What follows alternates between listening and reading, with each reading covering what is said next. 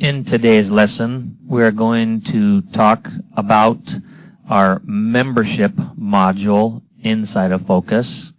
And our membership module allows you, the owner of your bowling center, to create magnetic cards for your league bowlers, your frequent bowlers, or maybe you want to create a magnetic card for a customer, or they are sometimes known as gift cards.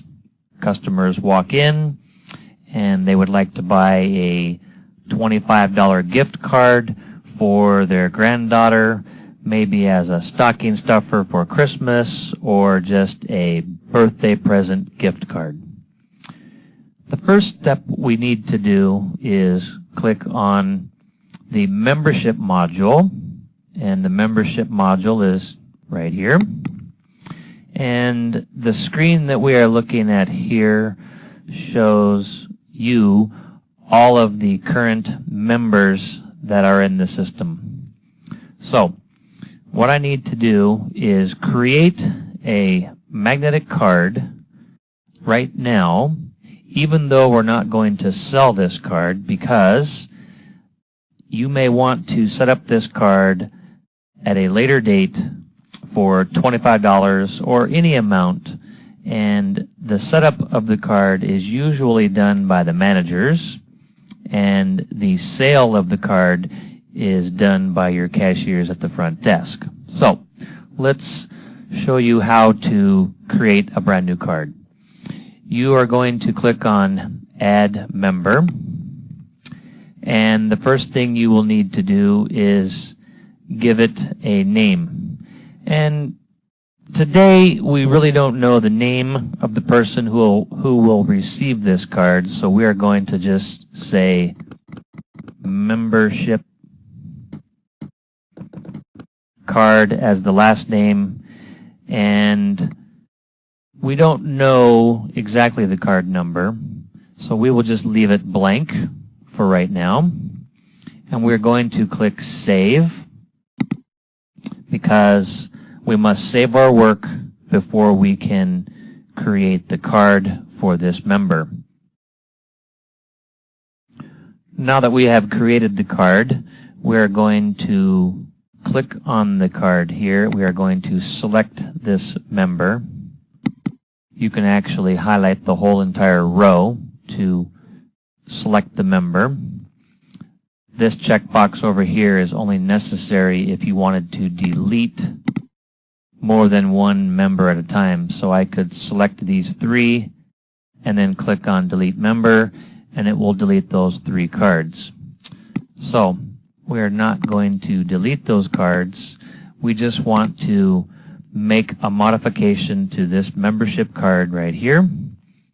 We are going to click on Edit Member, and we are now brought back to the same screen where we can change the person's name, first name, middle, last name.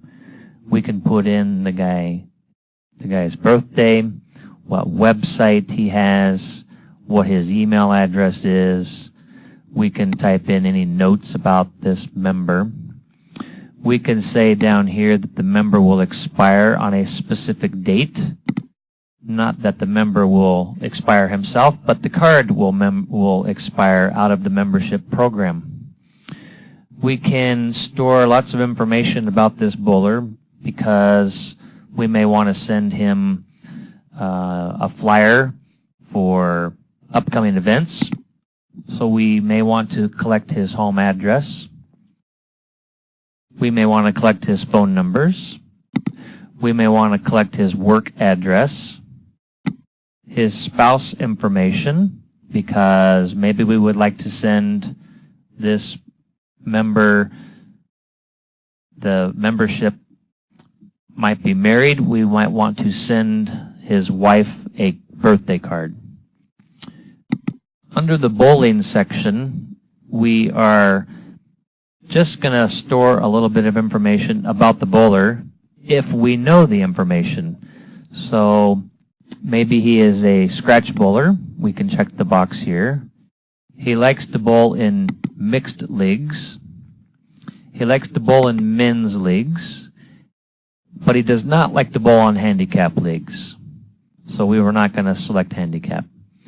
He only likes to bowl in the winter, so we will select winter. But if he likes to bowl in both summer and winter, we can check them both. These are just options of what he likes to bowl in, not what he bowls in. We can also say what type of a member he is, whether he be an adult, a junior, or a senior bowler. On the payment screen, this is where you are going to enter in some money onto the card. Maybe he has given you $25 and you want to enter $25 onto the card. You will click on this money button here. But for now, I'd like to say that the type of card, you have two choices, personal or multiple. We suggest putting it on multiple, and this will allow everybody on the lane to use that card. So if your member has a membership card and there are 4 players on the lane, then all 4 players can receive the discount off of that card or use that card for payment on the bowling or the snack bar or the pro shop.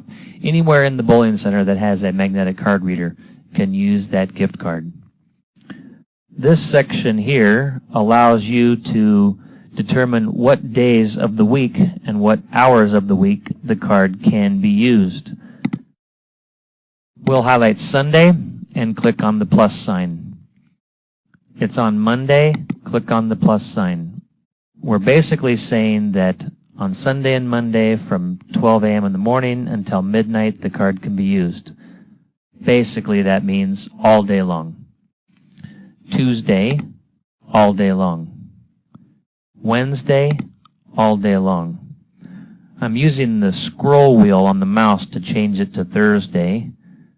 Click on plus, all day long. Friday, all day long. But maybe you've decided that this is going to be a promotional card and you're going to say that on Fridays, I really only want you to use the card from 9 o'clock to 5 o'clock. Because Friday night is prime time past 5 p.m., I'd rather that this bowler not use that card. And I can go over to the card, and at this point, I must swipe a card into the card reader. So now that we have swiped the card through the card reader, we can see that in this box here, the card number has been acquired, and we know that it is card number 23. We can, in the system, use this box for telling me when the card was created, and we can also say that the card will expire on a specific date. Let's say the card is good for another 11 years, and we click on this checkbox that says that the card is enabled. You would remove this checkbox if card number 23 was lost or stolen. Over here on this button here, we're going to allow you to have the member, if he is present, put his finger onto the fingerprint reader to store his fingerprint instead of using the card. And since we know that the member is currently in front of us, to create this membership item, we had this member, our league bowler, for example, place his finger onto the fingerprint reader, and you can see that here it says fingerprint acquired. And again, we can say when the fingerprint, we can start using the fingerprint, because maybe you would say that I really don't want you to start using your finger with our system until May 1st. So we'll leave it today at April 14th.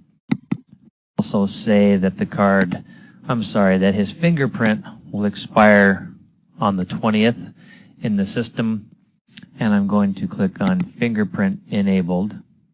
And now I'm going to save all of my work, and we are now able to use the card in the system.